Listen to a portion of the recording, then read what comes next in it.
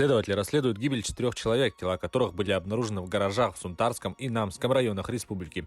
Погибшие были найдены 1 ноября. По предварительным данным, смерть наступила вследствие воздействия угарного газа от работающих двигателей автомобилей. По информации Следственного комитета, в Сунтарском районе обнаружены тела супругов, мужчины 1984 и женщины 1990 годов рождения.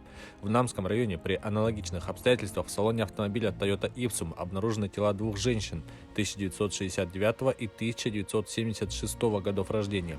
По результатам проверок будут приняты процессуальные решения. Студент отделения вольной борьбы одного из вузов обвиняется в избиении прохожего в селе Хану Момского района. Об этом сообщает прокуратура республики. По версии следствия, обвиняемый в июле этого года ночью поругался с прохожим. Он бросил потерпевшего на землю и несколько раз ударил его по лицу.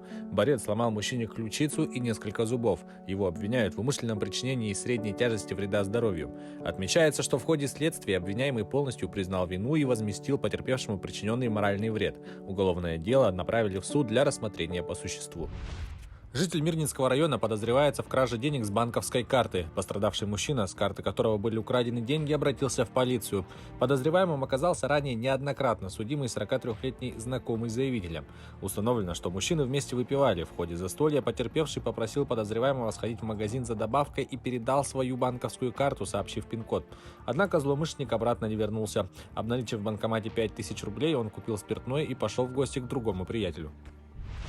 В Устьянском районе Якутии осудили женщину за нанесение тяжкого вреда здоровью, опасного для жизни человека с применением предмета, используемого в качестве оружия. Об этом сообщает прокуратура региона. Суд установил, что пьяная подсудимая в ходе ссоры взяла нож, которым резала хлеб, и ударила отца в грудь. В результате мужчине причинен тяжкий вред здоровью. По результатам рассмотрения уголовного дела суд приговорил женщину к 4 годам лишения свободы условно с испытательным сроком на 2 года. Семейная пара якутян, 26-летняя женщина и 38-летний мужчина, организовали лабораторию по производству синтетических наркотиков в Хабаровском крае. Транспортная полиция в ходе обыска изъяла более 25 килограммов наркотиков, свыше 3,5 тонн прекурсоров и других веществ для их изготовления в бывшем фермерском хозяйстве Хабаровского края. Наркотические вещества сбывали курьерами на территории Дальнего Востока и западных регионов страны. Выкупив по поддельным документам бывшее фермерское хозяйство вдали от населенных пунктов, супруги вовлекли в преступную деятельность своего 27-летнего родственника. В лаборатории обнаружили современное оборудование, рефрижераторы, вытяжки, дорогостоящие респираторы и комбинезоны для личной защиты. Транспортным полицейским понадобилось 2 суток для того, чтобы перевести оборудование свыше 3,5 тонн прекурсоров и иных химических веществ в специальные места хранения, так как в случае разгерметизации бочек могла возникнуть угроза безопасности жизни и здоровью людей. По сообщению МВД, из изъятых прекурсоров фигуранты смогли бы изготовить порядка 400 килограммов наркотических средств. Это около 1 миллиона разовых доз.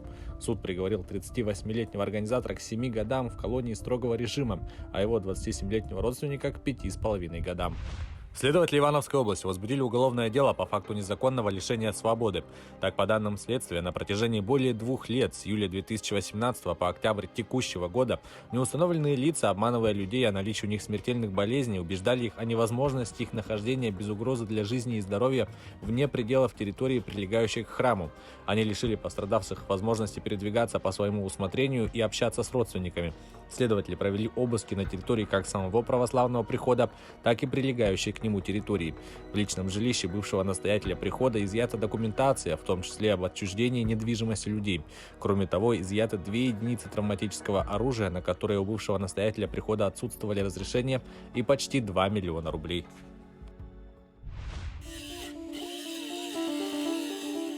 Со взломами и рейдами полиция Мадрида в воскресенье нагрянула в 81 ночной клуб испанской столицы, где, несмотря на запреты из-за коронавируса, проводились вечеринки. В одном случае офицерам пришлось вызвать пожарных, чтобы с помощью циркулярной пилы выломать дверь клуба, куда устроители отказывались их впустить. Правоохранители разогнали также 18 батулонов, распространенных в Испании мероприятий, когда люди общаются за алкогольными напитками. По данным властей, большинство тех, кто веселился на подобных вечеринках, не соблюдали социальной дистанции и были без масок.